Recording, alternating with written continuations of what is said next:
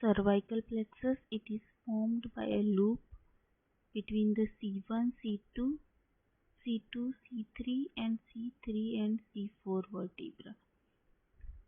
So cervical plexus is formed by the upper four cervical nerves C1, C2, C3 and C4 spinal nerve. There is a loop is formed between these four spinal nerves. So loop between the C1 and C2 is directed forward. Loop between the C2, C3 and between C3 and C4 is directed backward. So nerves arising from this loop is lesser occipital nerve. From the C2 loop arises the lesser occipital nerve. From the C2 and C3 arises a great auricular nerve. It goes posteriorly upward towards the external acoustic meatus and transverse cervical nerve. It goes transversely by passing superficial to the sternocleidomastoid muscle anteriorly, and from C3 and C4 loop arises a supraclavicular nerve. The supraclavicular nerve divides into the medial, intermediate and lateral branches. The intermediate branches pierce the clavicle. So these all are the cutaneous nerves that we can see in the posterior triangle of neck. So roof of the posterior triangle, when we trace this nerve from the midpoint of the posterior border of the sternocleidomastoid muscle, we can trace the lesser occipital nerve upward along the posterior border of sternocleidomastoid muscle. Great auricular nerve passes superficial to the sternocleidomastoid muscle, goes towards the external acoustic meatus. Transverse cervical nerve passes superficial to the muscles and it goes transversely forward. And supraclavicular nerve goes downwards and laterally, and it divides into the three branches. So these are the four cutaneous nerves. And the muscular branches or deep branches of the cervical plexus is go to the rectus capitis anterior muscle, rectus capitis lateral muscle. This muscle extends from the first cervical vertebra to the skull, and anterior to the cervical vertebra there is a longus capitis muscle and longus colli muscle.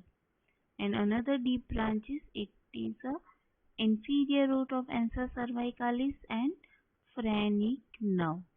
So deep branches or medial branches are the rectus capitis lateralis, rectus capitis anterior, longus capitis to the longus colli, inferior root of Ansa Cervicalis and phrenic nerve.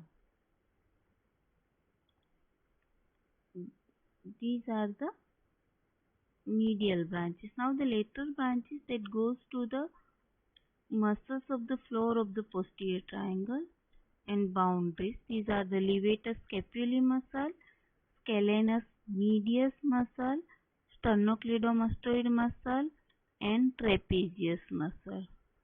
And the communicating branches. The communicating branches is to the Ansa cervicalis. Here we can see the hypoglossal nerve. Here one is the loop between the C1 and C2, C2 and C3, C3 and C4. So from the C1 root, the branches goes to the superior root of Ansa cervicalis. It is formed by the C1 and nerve fiber from the hypoglossal nerve. So this one is the superior root of Ansa cervicalis. From this, it gives branches to the geniohyoid muscle. This and the inferior root is formed by the C2 and C3 roots. So C2 and C3 roots, it is known as the descending cervicalis, and from the hypoglossal nerve and C1 root, it is known as the descendant hypoglossal root. So this from this loop of the Ansa cervicalis, it supplies branches to the superior belly of omohyoid muscle, sternohyoid muscle, sternothyroid muscle, and branch to the inferior belly of the omohyoid muscle. And one more communicating branch is to the superior cervical ganglion. So C1, C2, C3 and C4 gives branches to the superior cervical ganglion. Here we can see the spinal cord in the cervical canal, cervical vertebra. So this is the anterior part, posterior part. So the ventral root and dorsal root arises, and these two roots unite and it forms the spinal nerve. And the spinal nerve arises through the intervertebral foramen between the two vertebrae laterally in front of the transverse process behind the foramina transversarium, behind the vertebral artery, and it divides into the ventral rami and dorsal rami. So the cervical plexus, this loop of the cervical plexus and communicating branches of the cervical plexus, these are arising from the ventral rami, and this posteriorly goes the dorsal rami. So the dorsal rami supply the back muscles. When we see the suboccipital triangle, so this cervical plexus is lies on the levator scapulae muscle and scalenus medius muscle. When we see the transverse section here, we can see on the in front of the body of the cervical vertebra lies the longus colli muscle. On the transverse process, there is attachment of the scalenus anterior muscle and scalenus medius muscle. So between the two muscle arises the spinal nerves. Okay, so the lower cervical nerves, it forms the brachial plexus, and upper four cervical nerve that form the cervical plexus. So the cervical plexus lies on the scalenus medius muscle and levator scapulae muscle.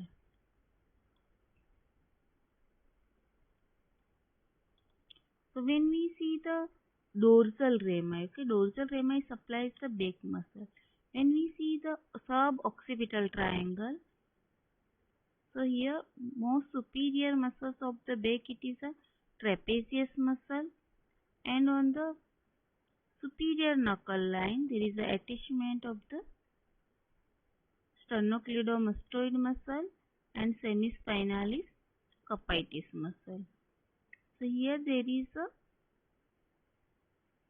this one is the first vertebra, this is the second vertebra, second cervical vertebra, this is the transverse process of the first cervical vertebra, here there is a second cervical vertebra.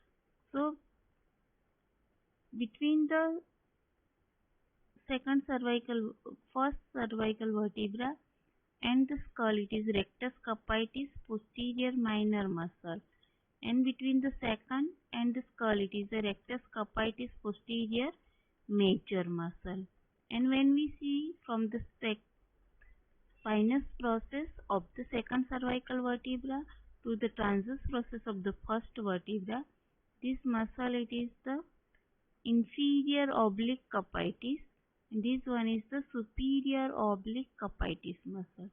So this is the suboccipital triangle, this one is the rectus capitis posterior major muscle. So here arises the dorsal rami of the first spinal nerve. So the dorsal rami of the first spinal nerve arises and it divides into the 4 to 5 muscular branches. So all these muscles are supplied by the C1 nerve. Then there is a C2 nerve. This is the second vertebra, C2 nerve. One branches of the C2 nerve winds around the inferior oblique capitis muscle. It goes upwards and it pierces the semispinalis capitis muscle and it gives a cutaneous branch. This branch, it is known as the great occipital nerve. Okay.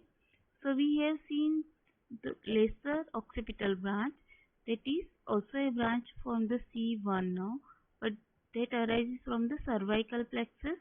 It is from the ventral rami.